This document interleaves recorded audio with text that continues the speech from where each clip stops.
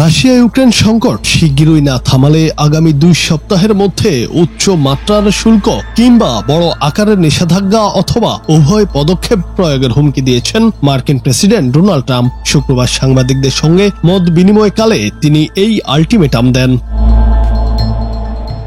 সম্প্রতি রুশ ক্ষেপণাস্ত্রের হামলায় ইউক্রেনে মার্কিন সরকারের মালিকানাধীন একটি কারখানা ধ্বংস হয়েছে। শুক্রবার হোয়াইট হাউসের ওভাল অফিসে এই ঘটনায় ক্ষোভ প্রকাশ করে ট্রাম্প বলেন, এই ঘটনায় আমি আনন্দিত নয় এবং শুধু এই ঘটনাই নয়, এই সংকটের সঙ্গে সম্পর্কিত কোনো কিছুর ওপরেই আমি খুশি নয়। তিনি বলেন, আগামী 2 সপ্তাহের মধ্যে আমরা এই সংকট সমাধানের একটি পথ খুঁজে বের করব।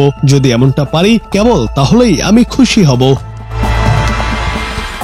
ট্রাম্প বলেন, যদি 2 সপ্তাহের মধ্যে সংকট থেকে উত্তরণের পরিস্থিতি না আসে, সেক্ষেত্রে রাশিয়ার বিষয়ে আমাকে একটা সিদ্ধান্তে আসতে হবে এবং সেটি হবে খুবই গুরুত্বপূর্ণ।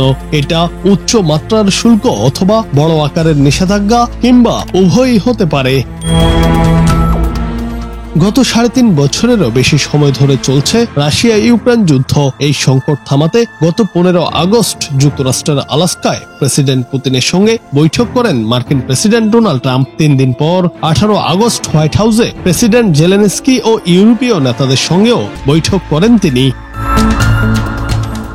এরপর ট্রাম্প জানান, শিগগিরই মার্কিন প্রশাসনের উদ্যোগে পুতিন এবং জেলেনস্কির মধ্যে বৈঠক হতে যাচ্ছে। ট্রাম্প এমনও বলেছেন, যুক্তরাষ্ট্র হবে সেই সম্ভাব্য বৈঠকের আয়োজক।